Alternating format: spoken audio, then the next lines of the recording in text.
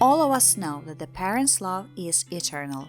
It's difficult to even imagine our life without the parents. They always come for help. They will sacrifice everything they have just to make the child happy. They are always ready to stand for their children, especially if there is the least threat for their babies.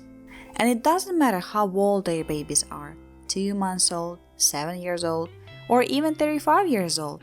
We always will be just the little kids for our beloved parents. Our today's story will be really very touching.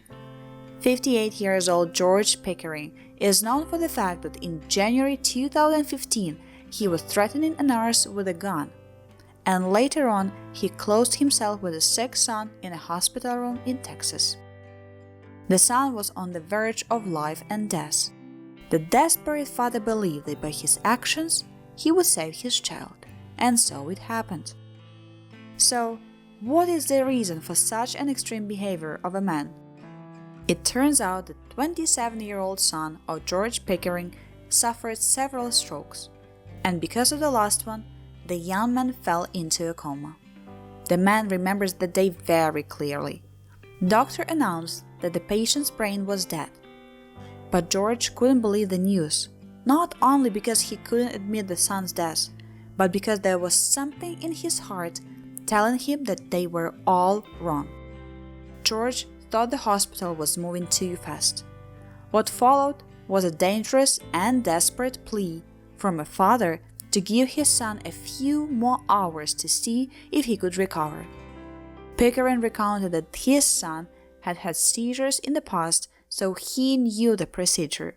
He also knew that the contrary to the hospital told him in January, his son wasn't brain dead. Someone had even already notified an organ donation organization of an incoming donation, but the father's intuition didn't let him down. When he realized that no one really listened to him, nobody was going to give his son the 3-4 hours, he decided to act radically. Pickering pulled out a gun and sat next to his son's hospital bed and began a tense standoff with police. Hospital staff told police that George had been inebriated and belligerent early in the day, and that he had threatened them, which did not help the situation.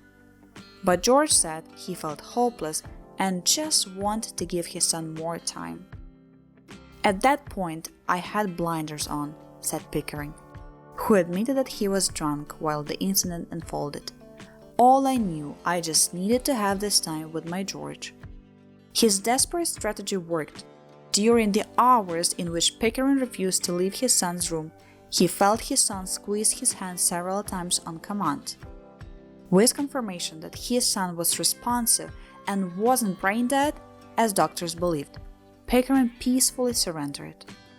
His mission was completed. He saved his son from death. Afterwards, George was jailed and faced charges for assault with a deadly weapon. Today, George Pickering III is healthy and fully recovered. The younger Pickering admits there was a law broken, and it was broken for all the right reasons. I'm here now because of it. It was love. It was all love. To save a child's life, parents can do crazy things.